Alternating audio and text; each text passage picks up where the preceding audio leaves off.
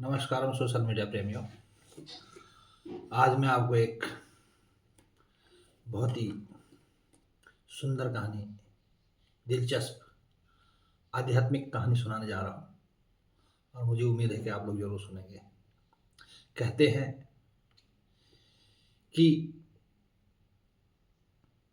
जो ईश्वर ने जन्म दिया है, ईश्वर ने जिसका जीवन निर्धारित कर दिया, वो बातें अवश्य होनी है और इंसान जन्म से ही उसी ओर ढलना शुरू हो जाता है, कुदरती। कई लोग बोलते हैं कि मैं इतना पढ़ जाता, मैं ये बन जाता। कोई बोलता मैंने पढ़ा नहीं, मैं ये बन गया। तो ये सब चीज़ें दोस्तों फिक्स हैं और उसी के अनुसार जो है इंसान का जहाँ भी जीवन होना है, उसकी जन्म होना है उसका, वो होके रहता है। जन्म का तो पता है दोस्तों कब होना है, लेकिन मरण का कोई पता नहीं होता किसी का भी, कब कौन क्या हो जाए। कई लोग बोलते हैं वो फलाना जगह गया था, वो एक बहाना होता मौत का। तो दोस्तों इसी प्रकार जो है मुझे एक कहानी याद आई। एक राजा होता है और राजा का बेटा बचपन से ही आध्यात्म की ओर उसका झुकाव होता है। तो जब उसका झुकाव होता है दोस्तों, तो कोई भी माँ बाप हो, जब उसका बेटा साधु संतों के चक्कर में पड़ने लग गया तो चिंता तो होती है उसको कि यार कहीं ये भी साधु न बन जाए। क्योंकि हर इंसान की उम्मीद होती है मेरा बेटा मेरे पथ चलाए, बुढ़ापे मेरा सहारा बने। लेकिन वो सब सोचने की चीज़ें हों, किसका कौन सहारा बनेगा कौन नहीं बनेगा, वो सब ऊपर वाले ने विधि के विधान में पहले ही उसको फिक्स कर दिया है। तो दोस्तों राजा का बेटा बहुत आध्यात्मिक था और राजा के नज़दीक एक मंदिर था। वहाँ एक साधु, काफ़ी विद्वान साधु था, प्रखंड जिसको बोलते हैं। तो राजा का बेटा जो है प्रतिदिन सुबह शाम अपने साधु के पास जाता और बैठ के आध्यात्म की बातें करता, कुछ ज्ञानवर्धक चीज़ें उसको, मतलब एक दोस्ती होगी उसकी साधु के साथ। जब दोस्ती होगी दोस्तों, तो राजा को लगा कि अब जो है इसकी शादी करना जरूर, बड़ा हो गया था वो। राजा ने अपने बेटे की शादी कर दी दोस्तों। तो जब शादी कर दी तो एक दिन उसकी मिसेस बोल पड़ी कि जी तुम सुबह भी मंदिर जाते हो, शाम भी जाते हो और मेरा तो खून कम हो जाता है, मुझे बहुत चिंता आपकी।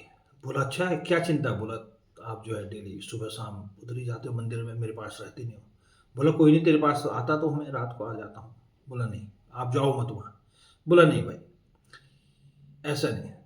तो दोस्तों जा कर के राजा का बेटा साधु से बोलता है कि गुरुजी मेरी जो है मिसेज ऐसा ऐसा बोल रही है। तो साधु बोलता ठीक है बेटा, कोई बात नहीं, आप मत आओ। बोला नहीं, मैं तो आऊँगा। तो बोला ठीक है। अब बोला मुझे तो साधु बनना है। बोला नहीं, तुझे साधु नहीं बनने दूंगा। बोला नहीं, मैं बनूंगा। राजा का बेटा जिद बढ़ जाता है। तो वो बोलता ठीक है, पहले मैं तेरी परीक्षा लूंगा, उसके बाद पहले तो अपने परिवार की परीक्षा ले, तब मैं तेरी परीक्षा लूंगा। बोला ठीक है। तो दोस्तों साधु उसको एक लकड़ी का टुकड़ा, ऐसे लकड़ी का टुकड़ा दे देता है और बोलता है जब तू जाएगा तो कान में रख लेना खाने खाते समय। तो दोस्तों राजा का बेटा लकड़ी का टुकड़ा लाता है। राजा महाराजों के घर में आपको पता है खाने की कोई कमी नहीं थी, वहाँ तक 36 के वहाँ तो कई किस्म के व्यंजन बनते हैं। तो दोस्तों महारानी ने जो है व्यंजन बनाए थे, अब इंतजार कर रही थी कब आएगा। तो जैसे खाना खाने लगे दोस्तों, तो उसने वो लकड़ी जैसे साधु ने बोला था वो कान में डाल दी ऐसे करके। तो कान में डाल दी तो वो मर गया खाते खाते। और मर गया तो रानी ने देखा अरे ये तो मर गया। तो उसने बोला यार मैंने इतना खाना बनाया इतने प्यार से, अरे तो मर गया क्या? उसने बोला कोई बात नहीं, पहले खाना खा लेती। उसने पूरा खाना खाया दोस्तों दबा के। बोला उसके बाद जाऊँगा मैं बाहर, रोने धोना जो भी होगा। तो आई वो बाहर, जब खाना खा लिया उसने, तब वो चिल्लाने लगी कि ये हो गया सो गया। तो राजा भी आ गया, राजा को भी दुख हुआ, रानी को भी रोने लगी। लेकिन दोस्तों एक ऋषि का उसको एक मतलब वरदान दिया हुआ था। एक, आप उसको यही समझो कि एक ये ड्रामा था वो। तो जैसे वो मरा तो उसके दोस्तों उसकी टांगे जो है 180 डिग्री में फैल गया ऐसे करके, चौड़ी होकर के।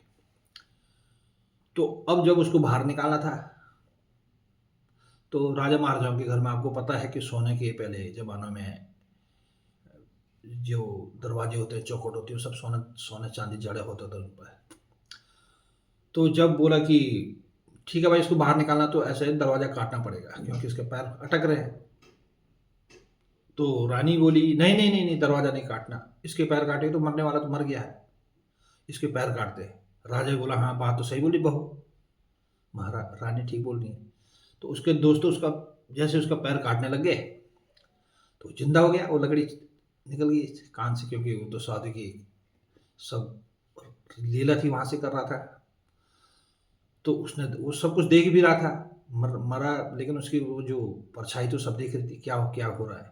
तो उसको दोस्तों विरक्ति आ गई, उसने बोला मुझे तो रहना नहीं अब संसारिक में, मुझे अब आध्यात्म और जो है बाबा ही बनना है, साधु ही बनना है। तो दोस्तों आ गए वो मंदिर में, बोला नहीं बाबा जी अब मुझे जो है रहना है, 1 मिनट भी नहीं रहना मुझे संन्यास आश्रम में, मैंने देख लिया सब मतलबी है, मेरे बाप मतलबी, मेरे घर वाली मतलबी, वो जो है मेरे टांग काटने लग गया ऐसा ऐसा। बोला अच्छा, बोला घर की परीक्षा होगी, अब बोला तेरे स्वयं की परीक्षा होगी, पर मैं तुझे अपना शिष्य नहीं बनाऊंगा, तुझे साधु नहीं बनाऊंगा, जो साधु मंदिर में। तो उसने बोला ठीक है, मेरे को क्या परीक्षा लोगे आप, मेरी परीक्षा ले लो। बोला ठीक है, परीक्षा के लिए तैयार है, बोला हाँ। बोला ऐसा है कि तुझे पूरी यात्रा करनी पड़ेगी जहाँ जहाँ मैं बताऊंगा। तो दोस्तों पहले ज़माने में राजाओं के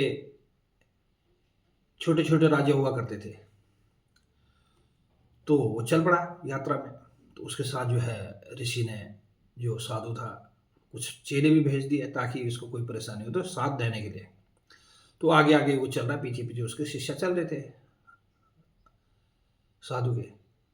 तो दोस्तों रास्ते में एक जगह एक स्वयंवर हो रहा था, लेकिन ये जो साधु बनने के लिए जा रहा था, राजा का लड़का, इसको नहीं पता ये हाँ स्वयंवर हो रहा है।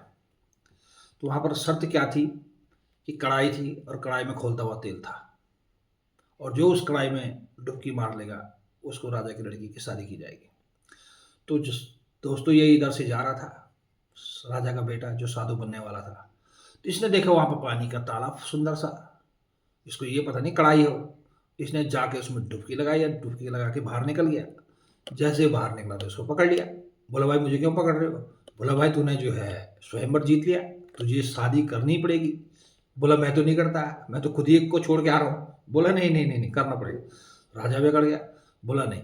उसने बोला देखो जो उसके साथ और जो चेले थे साधु के, बोला भाई यहाँ पर लड़ाई मत करो, ऐसा करता साधु के पास चलते मंदिर में, वही बताएंगे जो भी होगा। तो चल पड़े राजा भी, और अपनी बेटी को भी लेके चल पड़ा है, और प्रजा भी चल पड़ी। जब मंदिर में गए दोस्तों साधु के पास, तो साधु पहले हंस पड़ा, उसको तो पता था सब। तो वो बोला कि देखो महाराज मैं तो यात्रा के लिए निकला था, आपने मुझे बोला था यात्रा करना, जहाँ तेरे जो मर्जी होगी वहाँ ऐसा कर लेना। तो मैं तो बोला तालाब में नहा के आया, और इन्होंने मेरे को पकड़ लिया। बोला नहीं वो तालाब थोड़ी था, वो तो तेल की कढ़ाई थी। बोला मुझे तो तालाब दिखाओ। तो आया, तो फिर साधु ने बोला नहीं भाई तुझे इस जन्म में शादी तुझे करनी ही पड़ेगी, बाकी इस जन्म में तू कैसे कर्म करता है उसके अनुसार तुझे अगले जन्म में साधु बनना या क्या बनना वो बात की बात है। तो दोस्तों इसका सारांश है इस कहानी का कि इंसान कुछ भी सोचे उसका होना वही है जो ऊपर वाले ने लिखा है, इसलिए अच्छे कर्म करें, अच्छे बाकी जो होना है कर्मों का लेखा जोखा वो तो होना ही होना है। ठीक है दोस्तों, आज की कहानी इतनी है, और आगे भी मैं इस प्रकार आप लोगों को कहानी ज़रूर सुनाया करूँगा, और सुने जो दोस्तों ज़रूर, और लाइक हो तो लाइक भी करना, शेयर करना। ठीक है दोस्तों, बाय बाय, ओके।